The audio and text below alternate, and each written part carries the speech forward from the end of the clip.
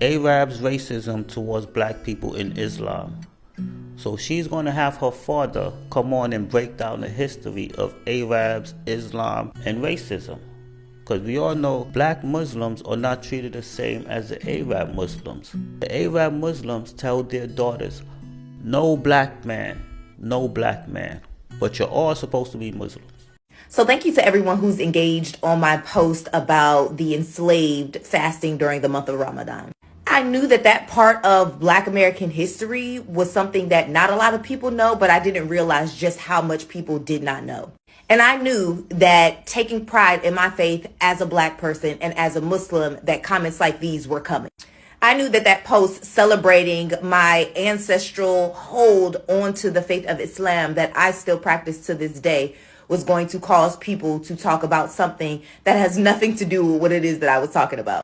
And I want people to understand that when they say these things about Islam and about Christianity, that the only way that African people or Black people came about those faiths was through forced conversion, that is historically inaccurate.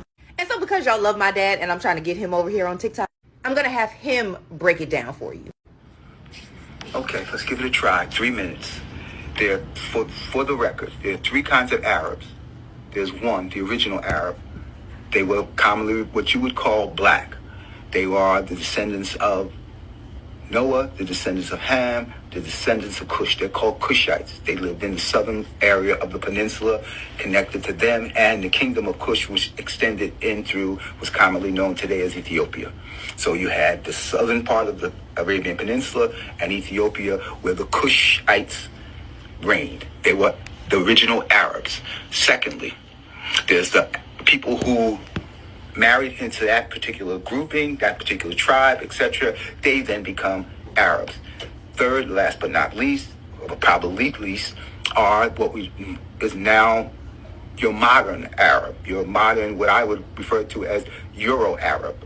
All right, because these are the people who, with the advent of Islam, began to come to the peninsula to meet the Prophet, to find out about this Islam, or these are people who resisted the Islam and fought against the Muslims and were conquered, were beaten, but they came out of places like Rome, Byzantium,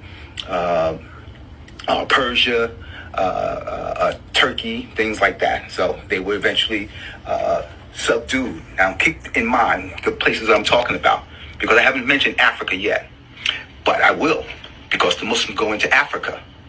They go into Africa, and who do they meet there and engage? Because historians will tell you, some of them will, historians will say they invaded Africa. They didn't invade Africa. What they did was they liberated the black people in Africa from the Europeans who were controlling it. When I say Europeans, I'm talking about your Romans, etc., your Romans and your Byzantines. They controlled Egypt from 100 years after Jesus Christ until they were kicked out by the Muslims in 634. The Muslims who went into there were black. The vast majority of them were what you would call black. And they were black Arabs. They were your Cushites. They moved the Europeans out of Africa.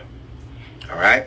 These are the same Arabs, black Arabs, who moved by 711 into Europe and controlled Europe for 800 years. They're commonly referred in history today as the Moors. All right? So there's part of your history. Last but not least, I'm trying to do this in 3 minutes. If someone is telling you that black people, or that black people were forced into Islam, that Africans were forced into Islam, the history is that these Euro Arabs who are ushered into a slave trade that predates European slave trade by almost 600 to 800 years. They passed laws to make sure that Africans, so-called black people, could not convert to Islam. They were in total opposite with the original black Arabs who, during the time of the Prophet, were in control of the Islam. So it went from being pro-black to anti-black by virtue of the same people who had gotten kicked out by these black people, who had been under the heel of black people since the ancient Egyptians, since the ancient Cushites, since Hannibal, since the ancient times. So all they were doing was putting their hatred into their Islam, onto the Islam. Because think about it. You pass a law so that the people could not convert. because you want to keep them as slaves. If you convert them by the sword, then they become Muslims, and therefore you can't keep them in slavery, and you have to treat them like your brother. So what would be the purpose of converting them? You would eliminate your slavery. And only people who think as a way of absolving the European conquest of the world and their savagery ask you that question. It's called whataboutism. It's what white people do all the time. When you hear a black person do it, that's just a white thinking black person. That's what blackface was all about. So I hope